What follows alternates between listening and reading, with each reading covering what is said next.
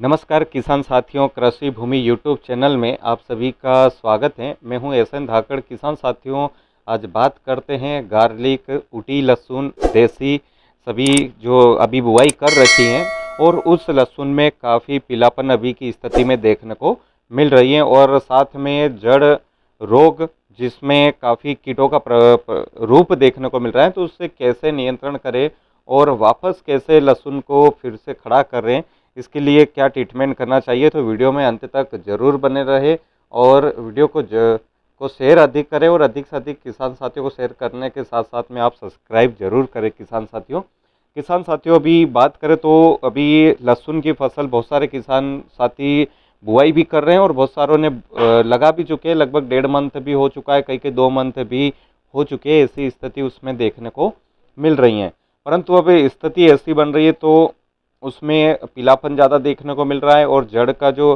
पहले विकास हुआ था वो जड़ें धीरे धीरे ख़त्म हो रही हैं, उसमें कीट काफ़ी लग चुके हैं।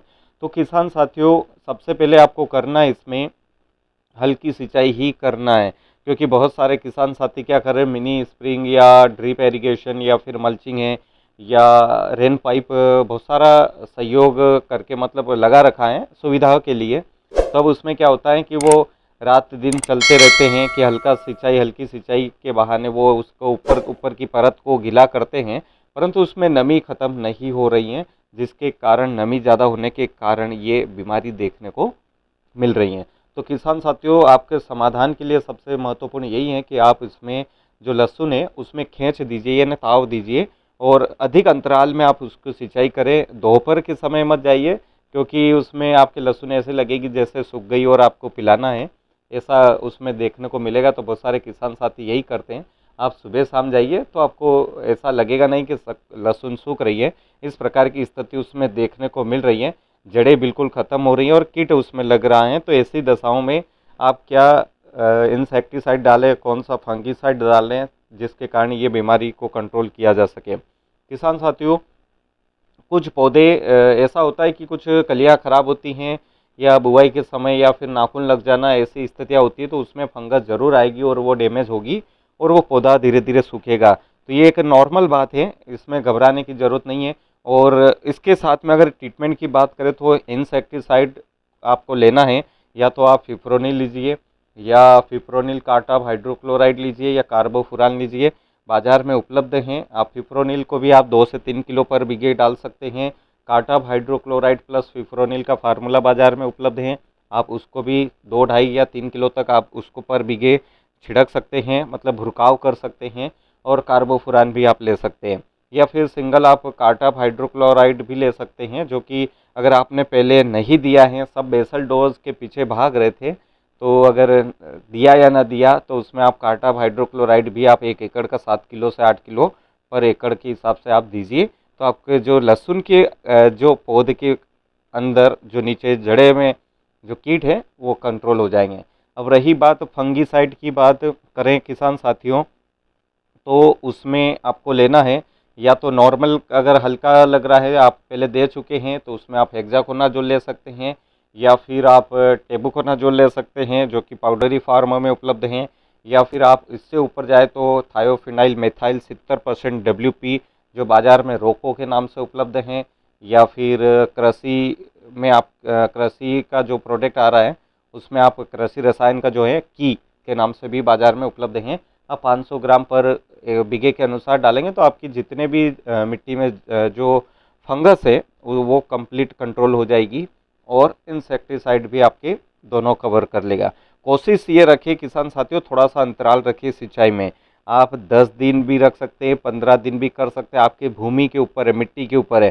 कहीं कहीं ऐसी स्थिति होती है कि मिट्टी में ज़्यादा दिनों तक नमी रहती है, तो आप वहाँ थोड़ा सा अंतराल बढ़ाइए। और जहाँ ऐसी स्थिति है कि मिट्टी हल्की है, कम क्षमता पानी को सोखने की रहती है, तो वहाँ आप 4 दिन 5 दिन या 6 दिन 8 दिन भी आपके अनुसार वहाँ देखिए। थोड़ी सी नमी आप उसमें से कम करिए। जैसे जैसे खेत सूखेगा, दरारें पड़ेगी, तो हवाओं का प्रवाह अंदर तक जाएगा, ऑक्सीजन जड़ों तक पहुँचेगी, तो आपकी फसल हरी भरी हो जाएगी। ज़्यादा बिना खर्चे का कार्य है। और आप अगर ज़्यादा सिंचाई करेंगे तो आपको ये सारे जो ट्रीटमेंट है ये करने पड़ेंगे। इसके बाद अब खाद की बात करें, हरापन आएगा कैसे, तो किसान साथियों किसी भी एक कंपनी का माइक्रो न्यूट्रिएंट्स लीजिए। आप सागरिका ले सकते हैं, बायोविटा ले सकते हैं, अल्बर्ट सॉल्यूशन ले सकते हैं, या धनंजय गोल्ड ले सकते हैं, या संपूर्ण ले सकते हैं। और भी बहुत सारे बाजार में माइक्रो न्यूट्रंस उपलब्ध हैं, आप उनको लेकर इन सभी का एक मिश्रण करके खेत में भुरकाव कर सकते हैं। अब माइक्रो न्यूट्रंस के साथ में आप मैग्नीशियम सल्फेट लीजिए या आप अमोनियम सल्फेट लीजिए, दोनों में से जो आपको मिल जाए। तो मैग्नीशियम सल्फेट बेहतर रहेगा किसान साथियों, तो आप उसको मिलाइए और अपने खेत में भुरकाव करिए। इस भुरकाव के साथ में आप इंसेक्टिसाइड और फंगिसाइड भी मिला दीजिए। उसके बाद अगर आपने सल्फर नहीं दिया है तो अब सल्फर आप 80% WD वाला दीजिए, जो कि सल्फर का कार्य भी करेगा और फंगिसाइड का भी कार्य करेगा। बहुत सारे किसान साथी 90% ही उपयोग करते हैं, तो आप वहाँ 80% जो सल्फर आता है वो यूज़ करिए, तो आपकी फसल में जो फंगस है उसको भी रोकेगा, उसके साथ में सल्फर का कार्य भी करेगा।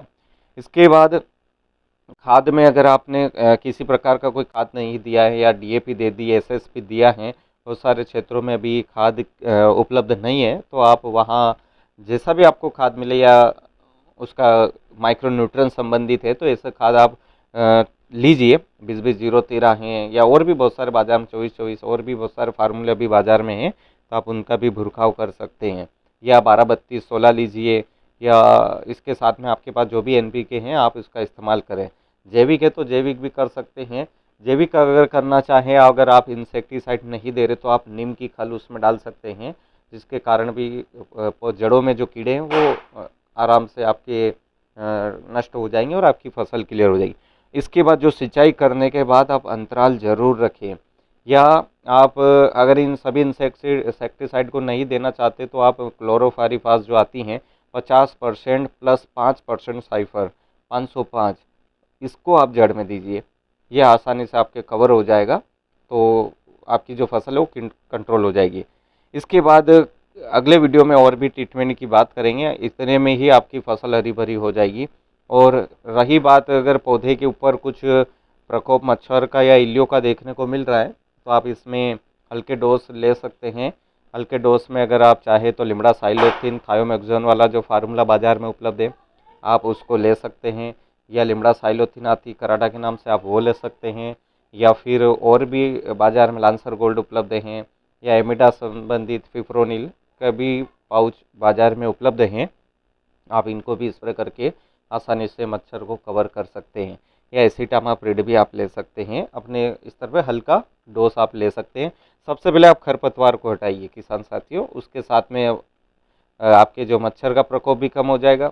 और जैसे ही निंदाई बुड़ाई होगी तो आप सिंचाई का अंतराल भी बढ़ जाएगा, और जड़ विकास के लिए आप उसमें एक माइक्रो राजा का इस्तेमाल जरूर करें। माइक्रो ईजा या बहुत सारे नामों से बाजार में उपलब्ध हैं, तो आप 4 किलो 5 किलो आप बीघे का डालें, तो आपकी जो जड़ें हैं उस जड़ों में तंतु जड़ें उनकी जो ब्रांचें हैं वो विकास करने का कार्य माइक्रो राजा ही करता है। तो आप इन चीज़ों का इस्तेमाल अपनी फसल में ज़रूर करें किसान साथियों।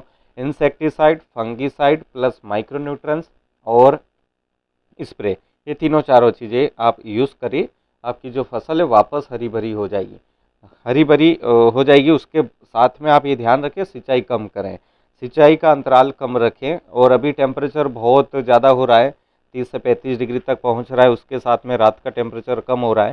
तो ऐसी स्थिति में गर्म और ठंडा होने के कारण भी कुछ लहसुन के पौधे प्रभावित हो रहे हैं, तो ऐसी परिस्थिति बन रही है। तो आप नमी को कम ही रखें, इस बात का आप ध्यान रखें किसान साथियों।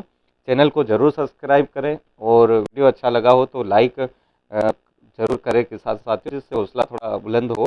और चैनल को सब्सक्राइब करना न भूलें। धन्यवाद।